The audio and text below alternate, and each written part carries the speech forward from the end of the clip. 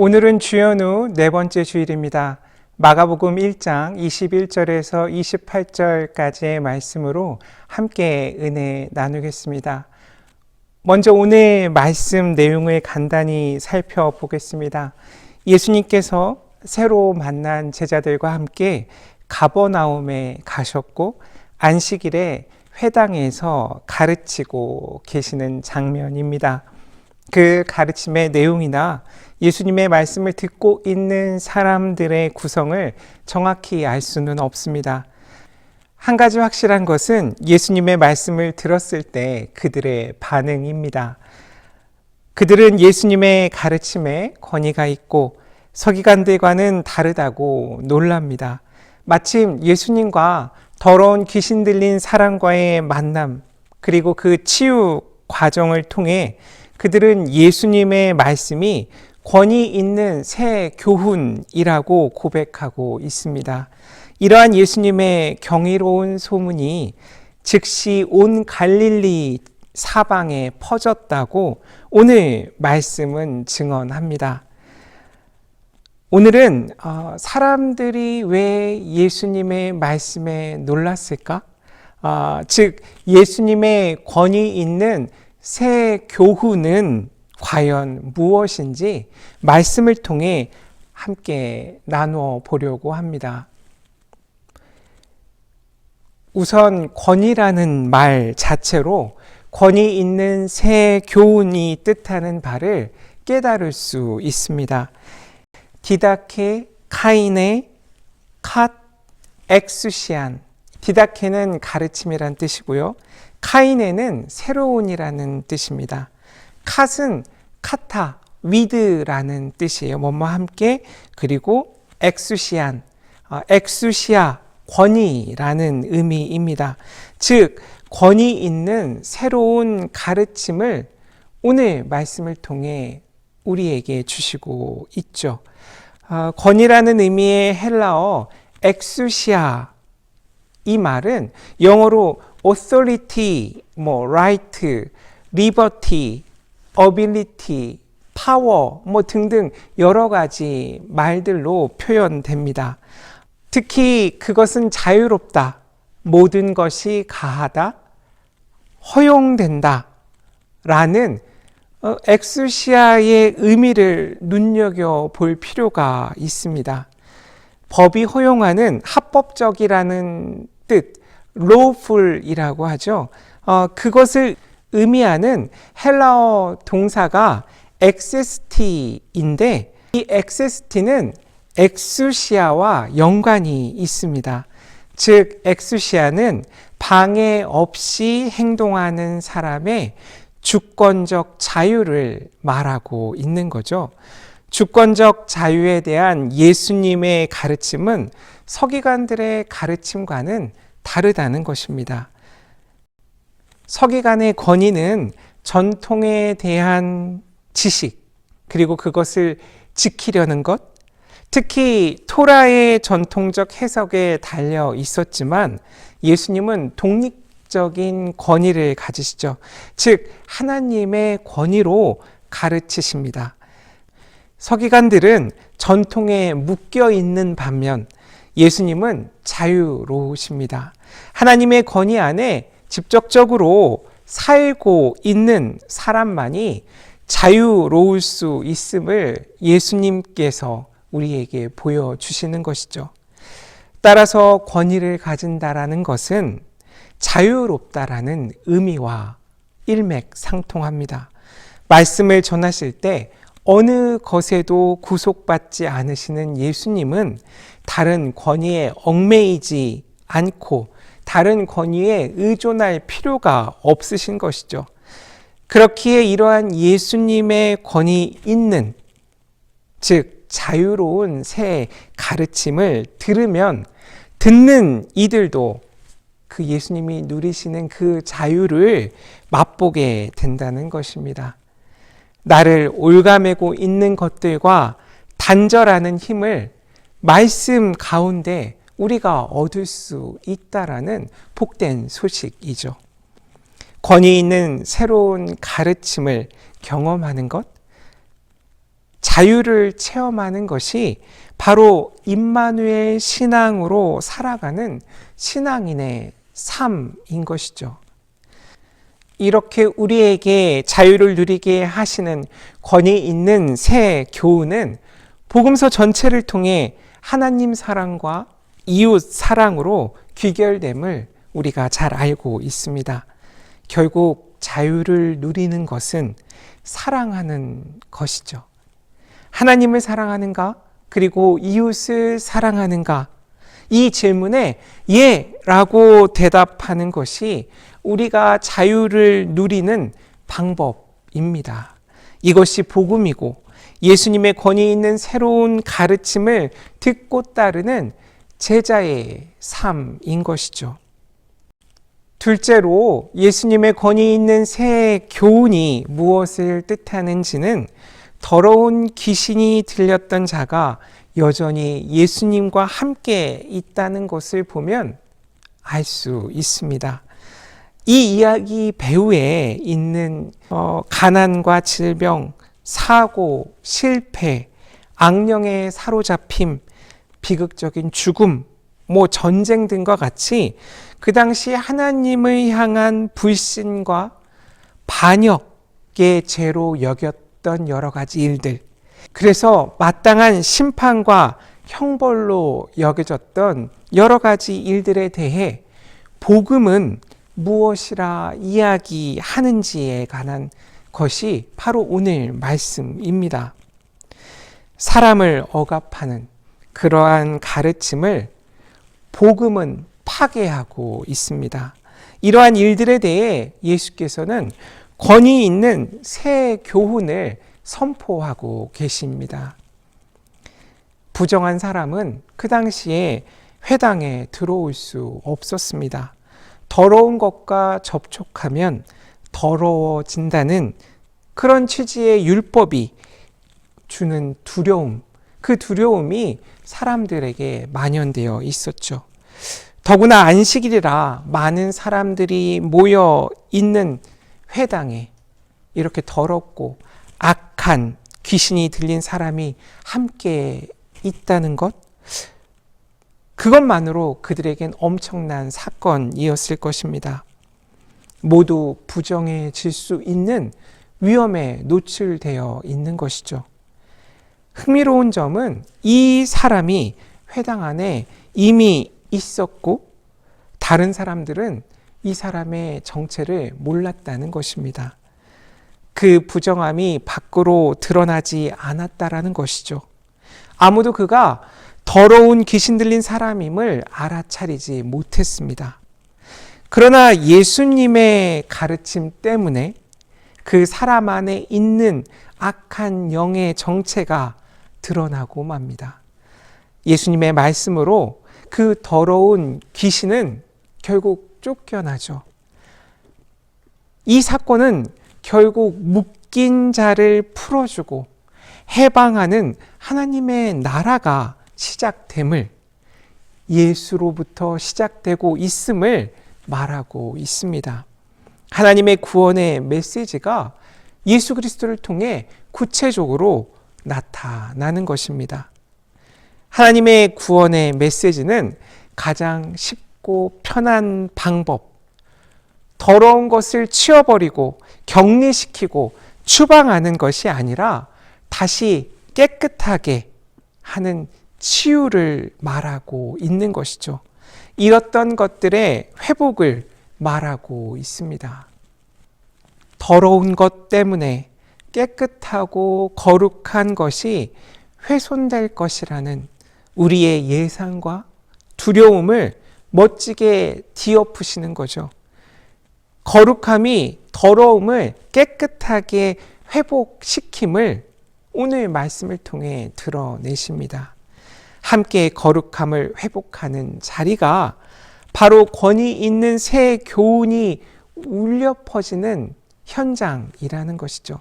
그런 일들이 일어나는 사건이라고 말씀하고 계시고, 그런 현장과 사건이 일어나는 곳이 바로 예배하는 자리임을 우리가 깨달을 수 있습니다. 예수님은 오늘 말씀을 통해 아무도 쫓겨나지 않는 나라를 우리에게 보여주고 계시죠.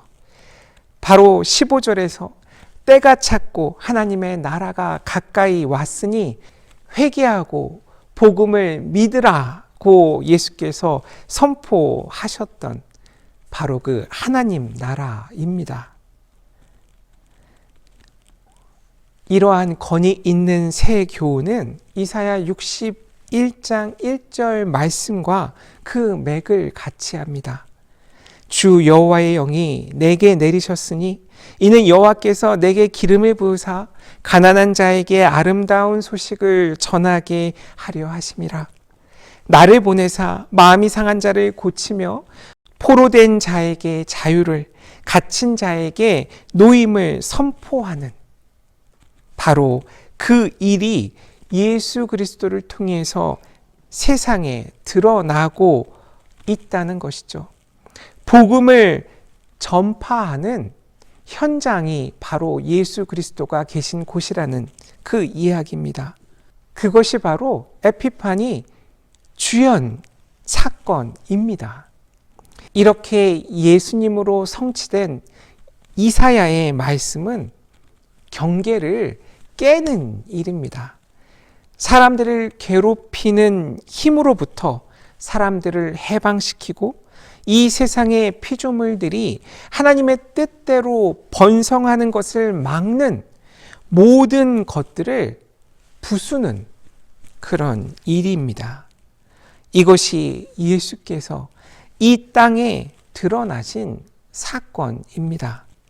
마가복음 2장 27절 안식일이 사람을 위하여 생긴 것이지 사람이 안식일을 위하여 생긴 것이 아니다 라고 하신 예수님의 선포 속에도 이러한 예수님의 권위 있는 새 교훈이 드러나고 있는 것입니다. 그러므로 오늘 말씀은 내 삶에서 우리 신앙 공동체 안에서 예수님의 권위 있는 새 가르침이 어떻게 드러날 수 있을까?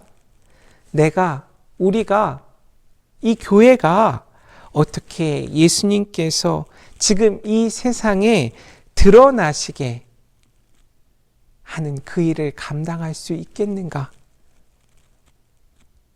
주연후 4번째 주일의 오늘 말씀은 그것을 우리에게 간절히 구하라고 말씀하시는 거죠. 그리고 권위 있는 새 교훈은 자연스럽게 우리 스스로를 돌아보게 합니다. 우리는 어떠합니까?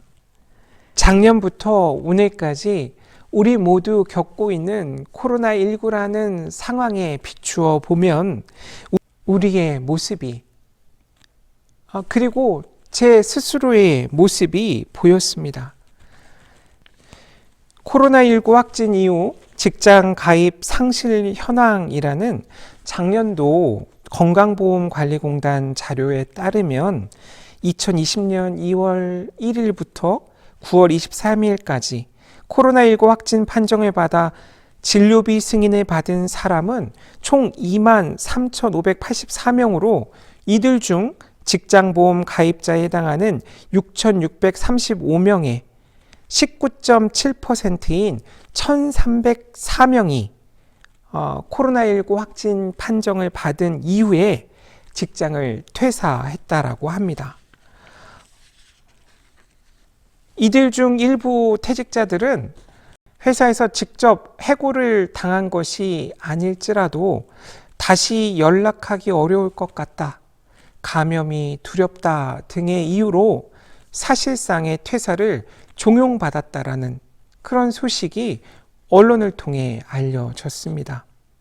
그리고 지난 1월 13일, 14일자 뉴스들을 보면 국회 환경노동위원회 소속 모 의원이 간염병에 확진됐다는 이유로 사용자가 노동자에게 부당해거나 사직을 권고하는 등 인사상 불이익을 줄 수 없게 하는 내용의 근로기준법 일부 개정 법률안을 발의했다라고 합니다. 해고가 아니더라도 승진이나 평가 등 인사상 불이익을 당하는 경우들이 실제로 일어나고 있는데 이는 간염병에 걸린 근로자를 보호할 수 있는 구체적인 제도가 아직 없기 때문입니다. 우리 모두 불안해하고 두려워하고 있는 것이죠. 지난해 2월에서 6월까지 통계청에서 실시한 한국의 사회동향 2020 그 조사를 봐도 59.9%가 코로나에 확진될까 두렵다라고 응답했고 61.3%가 확진이라는 이유로 비난받고 피해받을 것이 두렵다고 응답했습니다. 코로나19 확진 두려움보다 사회적 낙인에 대한 두려움이 더 높다라는 것을 알 수 있죠. 이미 코로나19가 장기화되고 있는 상황에서 간염병에 걸린 사람들에 대한 차별, 이 명백한 사회적 낙인이 일어나고 있다라는 것이고, 이러한 일들을 개선하려는 움직임이 지금 이 세상 한편에서는 일어나고 있다는 것이죠. 오늘 말씀을 준비하면서 이러한 지금의 팬데믹 시대에 오늘 말씀을 제 나름대로 적용해 볼 수 있었습니다. 오늘 말씀이 제게는 코로나19 확진자를 차별하지 말라고 하시는 예수님의 권위 있는 새 교훈, 구체적인 가르침으로 들렸습니다. 더 나아가면 어떤 코로나19 확진자든지 사랑하라는 말씀이지 않을까? 라는 소리가 제 안에서 들렸습니다. 반면 대번에 다른 목소리도 제 안에서 들렸습니다. 그 사람과 내가 무슨 상관입니까? 나까지 죽으라는 소리입니까? 오늘 말씀에 악한 귀신 들린 사람이 경련을 일으키며 큰 소리를 지르는 상황, 그 상황이 일견 이해가 갔습니다. 끝으로 더러운 귀신 들린 사람이 예수님께 소리쳤던, 왜 우리를 간섭하려 하십니까? 우리를 없애려고 오셨습니까? 라는 말은 무엇을 의미할까? 왜 이런 말을 하게 될까? 라는 생각을 해보았습니다. 보통 신약 성경에서 성령을 헬라어로 푸뉴마라고 표현하고 있죠. 영어로는 스피릿이라고 하죠. 앞선 10절에서 예수께서 세례 받으실 때 하늘에서 내려온 영도 바로 푸뉴마입니다. 구약에서 성령을 가리키는 히브리어 단어는 루아흐입니다. 루아흐. 이렇게 바람 소리가 나야 된다고 옛날에 선생님께 배웠던 것 같아요. 이 루아흐가 신약 성경에서는 푸뉴마로 사용되고 있는 것이죠. 흥미로운 점은 23절에서 더러운 귀신 들린 사람이라고 할 때 사용된 단어가 바로 푸뉴마티입니다. 10절에 사용됐던 푸뉴마하고 같은 단어죠. 같은 푸뉴마인데 아카사르토스라는 말이 이 푸뉴마를 설명하고 있습니다. 아카사르토스는 영어로 unclean, defiling, 더러운, 더럽히다 라는 의미를 갖고 있습니다. 그리고 이런 뜻도 갖고 있어요. without relationship to God, 즉 하나님과 관계 없는 이라는 뜻도 가지고 있습니다. 결국 예수님께서 세례 받으실 때 하늘에서 내려온 영과 오늘 말씀에서 사람을 사로잡고 있는 영의 차이점은 바로 악함이고 더러움입니다. 이는 하나님과 관계 없는 상태를 의미합니다. 더러운 악한 영에 사로잡힌 사람, 하나님과 관계 없는 사람을 예수께서 자유롭게 하시죠. 그런 사람을 자유롭게 하시는 분이 예수 그리스도이십니다. 할 수만 있다면 내 안에 무엇이 나를 하나님과 관계 없도록 만드는가 우리는 찾아야 하는 것입니다. 가끔 영화나 드라마를 보면 그 엑소시즘 장면들이 나오죠. 그 장면들을 보면 주인공이 악한 영의 이름을 묻는 장면이 꼭 등장합니다. 그런 장면들은 악한 영의 이름이 무엇인지 아는 것이 그 고통받는 사람 안에서 악한 것을 나가게 하는 기본이 되는 방법이고 가장 중요한 일이라는 것을 늘 이야기하고 있죠. 그래서 저도 구체적인 실천 방법을 한번 생각해 봤습니다. 오늘 말씀대로라면 그 악한 더러운 귀신의 이름을 직접 적어보는 것이죠. 나를 사로잡고 있어서 나를 자유롭지 못하게 하는 것이 무엇인지, 내 안에서 예수님의 말씀에 상관 말라고 외치는 소리가 무엇인지, 그 말씀 때문에 내가 못 살겠다고 아우성치는 목소리의 정체가 도대체 무엇인지 찾아서 이름 지어주는 것입니다. 말씀은 이러한 하나님과 관계없는 것들에 대해 잠잠하라고, 내 안에서 나가라고 명령하시죠. 저는 이런 과정들이 기도라고 생각합니다. 말씀으로 내 안에 하나님과 관계없는 다른 소리들을 잠잠하게 하는 것, 말씀으로 내 안에 다른 욕심과 욕망들을 치워버리는 일이 바로 기도이고, 내가 하나하나 이름 지었던 것들이 죄다 나의 기도의 제목이 될 때 성령이 비로소 내 안에 함께 하심을 경험할 수 있는 것이죠. 이렇게 기도한다면 왜 우리를 간섭하려 하십니까? 우리를 없애려고 오셨습니까? 라는 내 안의 목소리에서 예수님을 따라 살 수 있는 희망도 발견할 수 있을 것입니다. 예수님의 권위 있는 새로운 가르침에 이런 마음이 든다면 나는 예수님을 만나 자유로워지는 변화를 체험할 수 있는 그러한 가능성이 있는 사람이라는 것이죠. 예수님께서는 나를 쫓아내지 않으시리라는 것을 내가 믿기에 내 안에 나를 사로잡고 있는 것들이 예수 그리스도의 말씀으로 입을 다물고 내 안에서 쫓겨날 것임을 확신할 수 있습니다. 이것이 일상에서 예수님이 나와 함께 하시는 여러 방법 중 하나가 아닐까? 오늘 말씀을 준비하면서 깨닫게 되었습니다.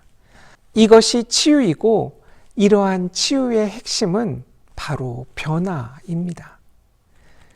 오늘 말씀의 배경이 되는 회당과 우리 몸은 모두 거룩해야 할 장소입니다.